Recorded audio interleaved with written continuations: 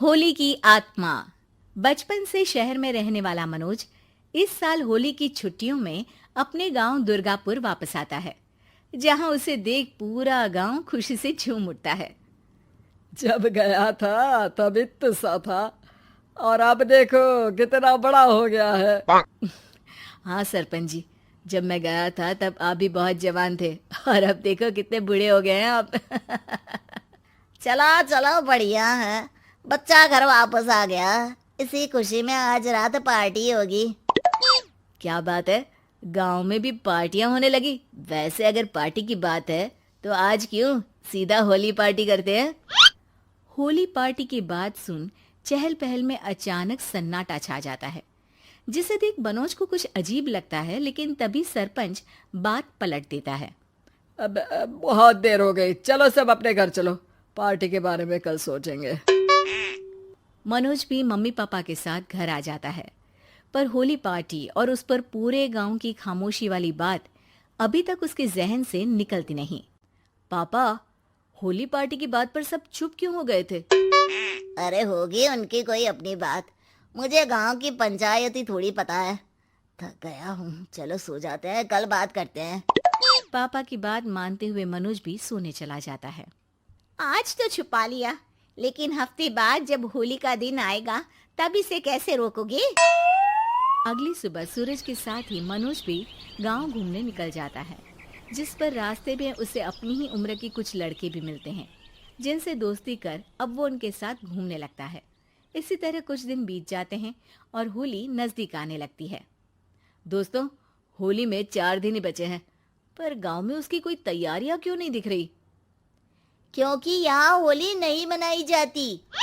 अरे पर ऐसा क्यों? वो राजा भूषण। अरे तुम 4 दिन के लिए आए हो, क्या इतना सोच रहे हो?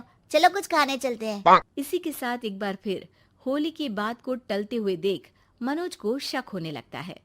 वो घर पहुंचते ही इंटरनेट पर अपने गांव और राजा भूषण के बारे में जानकारी निकालने लगता है। क्या? मुझे आज तक ये नहीं पता था। ऐसा कैसे? किसी ने मुझे कुछ बताया क्यों नहीं? सारी जानकारी लेने के बाद मनोज गांव वालों या अपने मम्मी पापा से कुछ पूछे बिना खुद ही उसकी सच्चाई के बारे में छानबीन करने लगता है, जिसके चलते वो राजा भूषण की हवेली में पहुंचता है। वाह, क्या हवेली है यार। पर क्या यहाँ सच में कोई भूत है? हेलो भूत जी, कोई है क्या?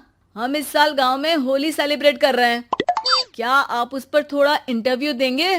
मनोज के ऐसा बोलते ही गांव में तूफान उठ जाता है और हवेली में रखी सारी चीजें हिलने लगती है। एक अदृश्य शक्ति मनोज को धक्का देकर हवेली से बाहर निकाल दरवाजा बंद कर लेती है। ये सब देख मनोज हैरान रह जाता है।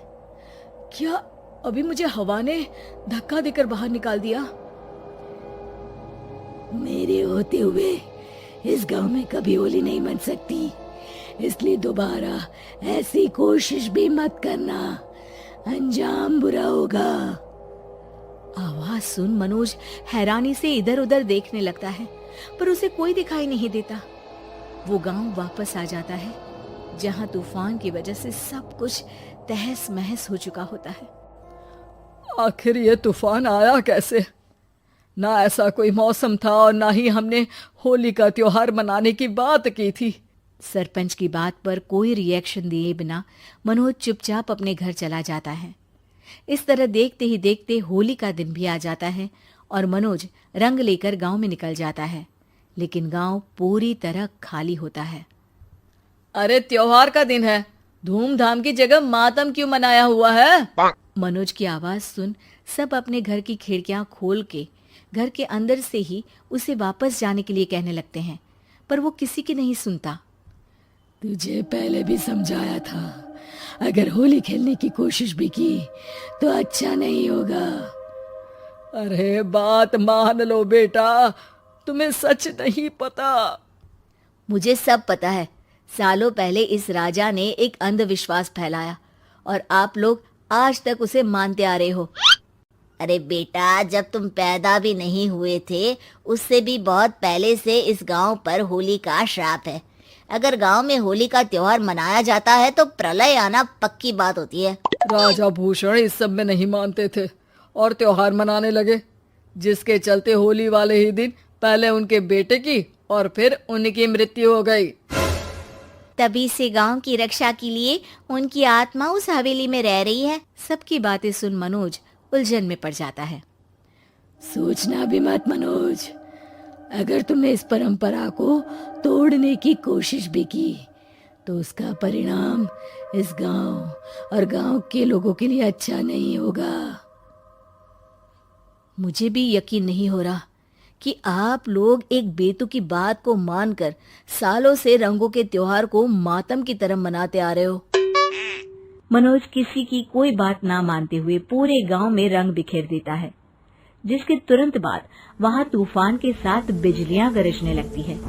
अचानक मौसम में ऐसा बदलाव देख जहां मनोज कंफ्यूजन में आ जाता है, वहीं गांव वाले डर से सहम जाते हैं।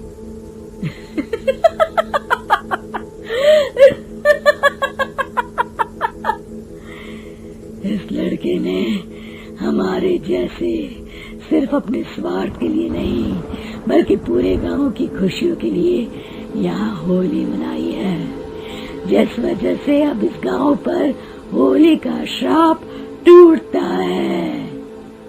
ऐसा बोलकर राजा का भूत वहां से गायब हो जाता है, जिसके बाद गांव के लोग धूमधाम से होली मनाते हैं। खुशियों के रंग गांव में बिखरे ही होते हैं कि अगली सुबह अचानक मनोज कहीं गायब हो जाता है और एक बार फिर गांव में होली का नया राज शुरू हो जाता है।